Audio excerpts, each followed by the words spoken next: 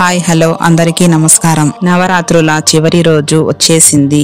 కానీ మీకు తెలుసా, ఈ రోజు అత్యంత శక్తివంతం రహస్యం మీకు చెబుతున్నాను. అందరికీ నవరాత్రుల శుభాకాంక్షలు. నవరాత్రుల చివరి రోజైన సిద్ధిదాత్రీదేవి మహిమ గురించి తెలుసుకుందాం. శివుడు ఎలా అర్ధనారీశ్వరుడు అయ్యాడో, అష్టసిద్ధులు ఏమిటో, మరి మనకు ఈ సిద్ధులు ఎలా లభిస్తాయో చూద్దాం. ఈ వీడియో చూసిన తర్వాత మీ జీవితంలో అసాధ్యం అనేది ఉండదు. చివరి వరకు తప్పకుండా చూడండి ఫ్రెండ్స్, ఎందుకంటే చివరిలో ఒక ప్రత్యేక మంత్రం చెబుతున్నాను కాబట్టి. ఫ్రెండ్స్, సిద్ధిదాత్రీదేవి కథ మొత్తం సృష్టి రహస్యాన్ని మనకు తెలియచేస్తుంది. సృష్టికి ముందు ఈ విశ్వం అంతా చీకటి శూన్యంగా ఉండేది.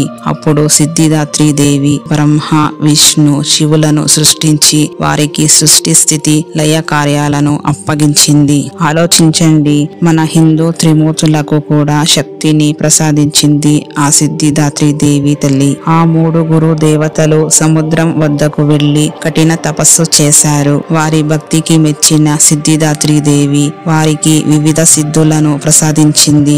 బ్రహ్మకు సరస్వతీదేవిని, విష్ణువుకు లక్ష్మీదేవిని, శివునికి పార్వతీదేవిని భార్యలుగా ప్రసాదించింది.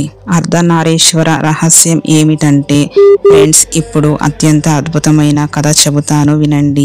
దేవ పురాణం ప్రకారం శివుడు సిద్ధిదాత్రీదేవిని ప్రసన్నం చేసుకోవడానికి కఠిన తపస్సు చేశారు. ఆమె అతనికి అష్టసిద్ధులను ప్రసాదించింది. అద్భుతమైన విషయం ఏమిటంటే శివుని శరీరంలో సగభాగం సిద్ధిదాత్రీదేవితో కలిసిపోయి అర్ధనారీశ్వర రూపం ఏర్పడింది. ఇది పురుష ప్రకృతి శక్తుల సంపూర్ణ సమతుల్యతను, విశ్వంలోని ఏకత్వాన్ని సూచిస్తుంది. సిద్ధిదాత్రీదేవి ప్రసాదించే అష్టసిద్ధులు ఏమిటో తెలుసుకుందాం. అణిమ అంటే అణువంతా చిన్నదిగా మారే శక్తి.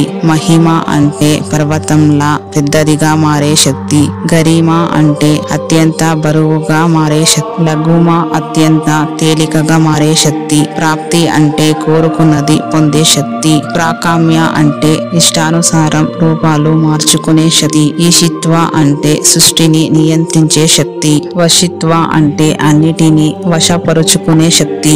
సిద్ధిదాత్రీదేవి ఒక స్వరూపం ఏమిటంటే సిద్ధిదాత్రీదేవి పద్మంపై కూర్చుని ఉంటుంది. 4 చేతులతో చక్రం, గద, శంఖం, పద్మం ధరించి ఉంటుంది. గంధర్వులు, యక్షులు, సిద్ధులు, అసరులు, దేవతలు ఆమె చుట్టూ ఉండి పూజిస్తూ ఉంటారు. ఈ రోజు నీలం రంగు లేదా ఉదా రంగు వస్త్రాలు ధరించడం శుభం. ఉదా రంగు లక్ష్య సాధన, గౌరవం, దైవిక శక్తికి ప్రత్యేకమైనది. ఈ ఒక దేవి సిద్ధిదాత్రీదేవిని ఎలా పూజించాలో తెలుసుకుందాం. ఉదయం స్నానం చేసి ఉదా రంగు లేదా నీలం రంగు వస్త్రాలు ధరించండి. కలశ స్థాపన చేసి దీపాలు వెలిగించండి. చంపా పువ్వులు అర్పించండి.